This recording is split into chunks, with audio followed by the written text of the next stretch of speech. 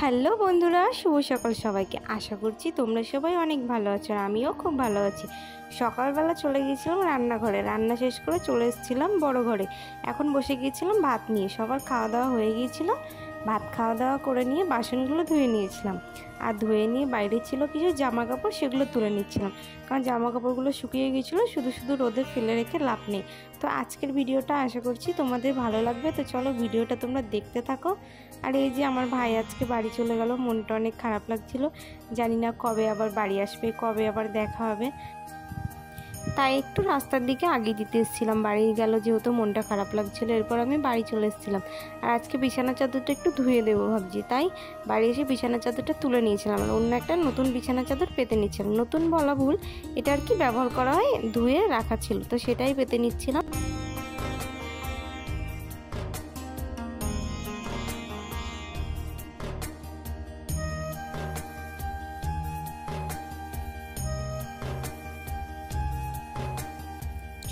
আর আমার অবস্থা দেখো, একবার এইদিকে যাই, একবার ওইদিকে যাই, একবার এইদিকে টান দিই, একবার ওইদিকে টান দিই। মানে বিছানা চাদরটা না অনেকটা বড়, তাই বুঝে পাচ্ছিলাম না যে কোথায় কি গুজবো, কোথায় কি করব। এই যে কোনো রকম হলো, এখন বালিশগুলো এখানে গুছিয়ে রাখবো। আর কোল বালিশটা একদম ওই জানলাটার ওই পাশে রেখে দেবো, কারণ এটা এদিক ওদিক গড়াগড়ি করলে একদম ভালো লাগে না। ওটার জায়গা ওইখানেই, সবসময় ওই জায়গাতেই পড়ে থাকে। এই যে দেখো আমার বিছানাপত্র সব গোছানো হয়ে গেছে, ঘর ঝাড় দিয়ে দিয়েছি, সব কিছু করে নিয়েছি। আর এই যে এখানে ছিল নোংরা জামা কাপড়গুলো, এগুলো না ধুয়ে দেবো। বেশি দেরি না করে এগুলো কল থেকে সার্ফ দিয়ে ধুয়ে নিয়ে চলে এসেছিলাম। আর এই যে এখানে একে একে মেলে দিচ্ছিলাম। ভাইয়ের ঘরে বিছানার চাদর ছিল, সেটাও একটু ধুয়ে দিয়েছিলাম, কারণ এখন যেহেতু গরমকাল পড়েছে না, ধুয়েই তুলে রাখা ভালো, কারণ সবসময় তো এগুলো ব্যবহার করা হয় না। জানি না কতক্ষণ লাগবে শুকাতে, দেখছি তো ভালোই রোদ হাওয়া বাইরে বেশ ভালোই আছে। তো যাই হোক, যখন শুকাবে তখনই তুলে রেখে দেবো। আর হ্যাঁ, আমার চ্যানেলে না অনেক ভিউজ ডাউন হয়ে গেছে, আমার না একটুও ভালো লাগছে না।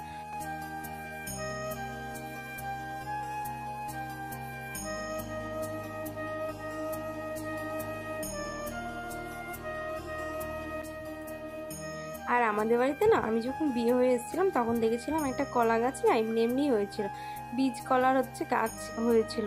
তো এই যে এখানে কলার কাঁদিটা কেটে নিয়েছি। আর এত ফালতু কলাগুলো যে কি বলবো, ভিতরে সব বীজে ভরা, একটু খাওয়ার মতো নয়। তাই কেটে নিয়ে কাঁদিটা এখানে রেখে দিয়েছিল, আর এখানে থোড়গুলো কেটে রেখে দিয়েছিল। ওদিকে আমার বর কলা গাছগুলো কেটে পরিষ্কার করছিল, ওদিকে কাজ করছিল। তাই আমি তাড়াহুড়ো করে স্নান করে চলে আসলাম ঘরে। আর এখন চুলটা আঁচড়িয়ে নেব।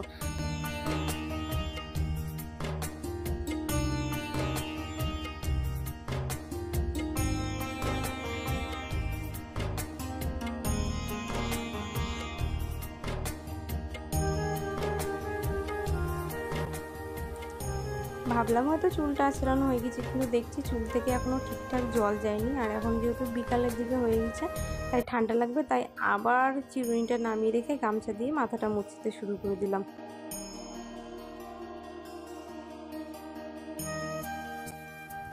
আর এবার বসে পড়েছিলাম দুপুরের ভাত খেতে। আজকে কী কী রান্না হয়েছিল, মাছ আলু উস্তের তরকারি হয়েছিল, আর একটা সব রকম দিয়ে একটা চচ্চড়ি হয়েছিল, আর কি একটা বেশ হয়েছিল, আমি সেটা নিইনি। তখন যে বিছানার চাদর আরও সব যেসব জিনিসগুলো ছিল সেগুলো যে ধুয়ে দিয়েছিলাম, সেগুলো শুকিয়ে গিয়েছিলো। আর আমার বর স্নান করেছিল, ওর জামা প্যান্ট গেঞ্জি সব ছিল, সেগুলোও শুকিয়ে গিয়েছিলো, তাই সেগুলো আবার বাইরে দিয়ে নিয়ে আসলাম। ওরগুলো ভাঁজ করে এখানে রেখে দিলাম। আর এখানে আমি বিছানার চাদরগুলো ভাঁজ করে নিচ্ছিলাম।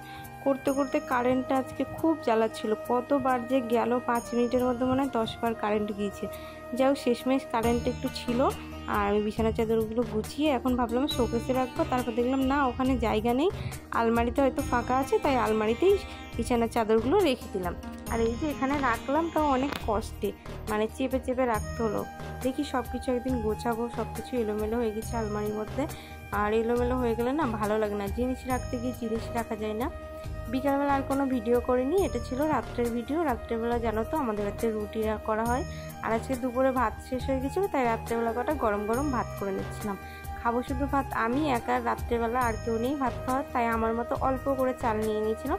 এখানে 250-র অর্ধেক যেটুকু হয় সেটুকু চাল নিয়েছিলাম, মানে যেটুকু আমি আর কি খেতে পারবো চাল নিয়ে নিয়েছিলাম হাঁড়ির মধ্যে। আর হাঁড়িটা দেখেছো কি সুন্দর ছোট্ট পাড়া। হাঁড়িটা দেখার পর আমি বলছিলাম, মা হাঁড়িটা না খুব সুন্দর, আমার অনেক পছন্দ। যাক বস্তাটা এবার এখানে রেখে দিলাম। আর চালগুলো না ঢালা হয়নি, বস্তার মধ্যেই রয়ে গিয়েছে। আর এখানে রুটি করব, বেশ 8-10টা মতো রুটি করব, বেশি করব না। এদিকে আমি ভাত বসিয়ে দিয়েছিলাম আর এখানে তরকারি বসিয়েছিলাম বাবার রুটি খাওয়ার, আর মা ওদিকে রুটি করছিলাম। এদিকে আমার ভাত হয়ে গেছিলো, ফ্যান বসিয়ে নিয়েছিলাম। হাঁড়িটা যেহেতু ছোট ছিল আর অল্প কটা চাল ছিল, ফ্যান বসিয়েছিলাম। আমার সেইটুকু টাইম আর মানছিল না, হাঁড়িটা আমি একদম শূন্যে তুলে ফ্যান জ্বালাচ্ছিলাম। দেখেছো তো আমার কাণ্ড, ভাবছিলাম হাতে পড়লে কি হয়। তো চলো বন্ধুরা, ভিডিওটি আজকের মতো এখানে শেষ করছি। যদি ভিডিওটি ভালো লেগে থাকে তো অবশ্যই একটি লাইক করে দিও। চ্যানেলে নতুন হলে প্লিজ চ্যানেলটি সাবস্ক্রাইব করে দিও, আমাকে সাপোর্ট করো, আমার পাশে থেকো। দেখা হচ্ছে পরের কোনো ভিডিও। সবাই ভালো থেকো, সুস্থ থেকো, টাটা।